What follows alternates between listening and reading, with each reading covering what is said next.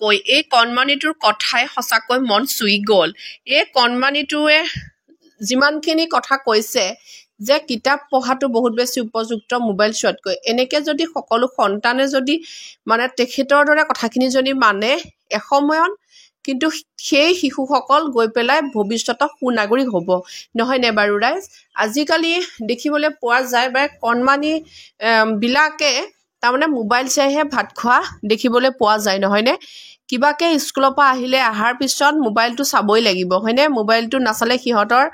মনটোৱে ভাল নালাগে সিহঁতৰ এনেকুৱা দেখিবলৈ পোৱা যায় তেওঁলোকে যে স্কুলত থকা অৱস্থাত যে মানে কিতাপতকৈ যেন মানে মোবাইলতহে তেওঁলোকৰ মনোযোগ বেছি সেইটো দেখিবলৈ পোৱা যায় নহয়নে বাৰু ৰাইজ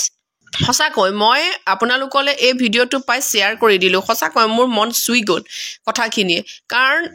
আজিৰ যুগত ইমানেই বেছি সৰু ল'ৰা ছোৱালীবিলাকে মোবাইল চাব লৈছে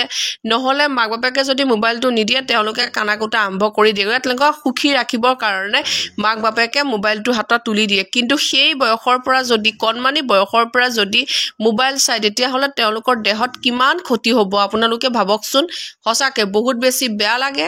কাৰণ আমি এটাই জানো যে মানে মোবাইলৰ পৰা যিমান পাৰে কণমানি হওক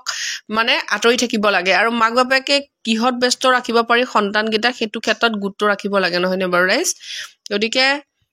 আপোনালোকে যদি এই ভিডিঅ'টো চাই বহুত বেছি ভাল পালে তেতিয়াহ'লে 10জনলৈ শ্বেয়াৰ কৰি দিয়ক